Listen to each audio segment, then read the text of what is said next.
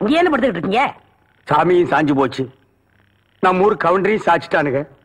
அந்த கவுண்டரி எப்ப நிமிர்வாருன்னு யோசனை பண்ணிட்டு இருக்கேன்டா. என்று அது கையில தேங்காய் பழம் தட்டு ஏதாவது காதுகுத்துக்கு போறியா?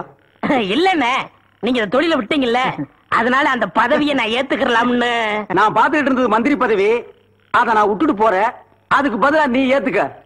ஏய், எனக்கு சூடு சொரணை இருக்குடா, அதனாலதான் இந்த ஊர் அயோக்கிய துணியை துவைக்க. உனக்கு தான் சுத்தமா அது இல்லையே.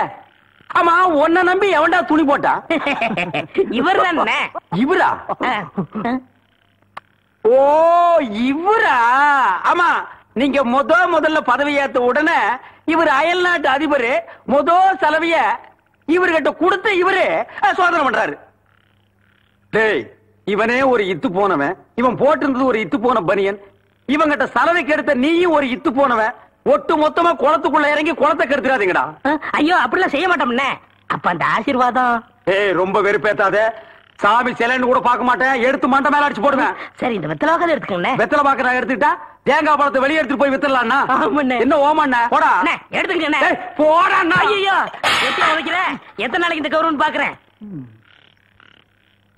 என்னன்னு நீங்க ஒரு தொழிலாளிக்கு தொழிலாளி ஒரு ஆதரவு தர்றது இல்லையா? எது? அதாவது ஒத்துழைப்புண்ணே. இதுதான் ஒத்துழைப்பு. அவ்வளவுதான் காட்ட முடியும், அதுக்கு மேல காட்ட முடியாது. மத்த கம்பெனிகள் காட்டலாம், ஆனா எங்க கம்பெனி காட்டாது.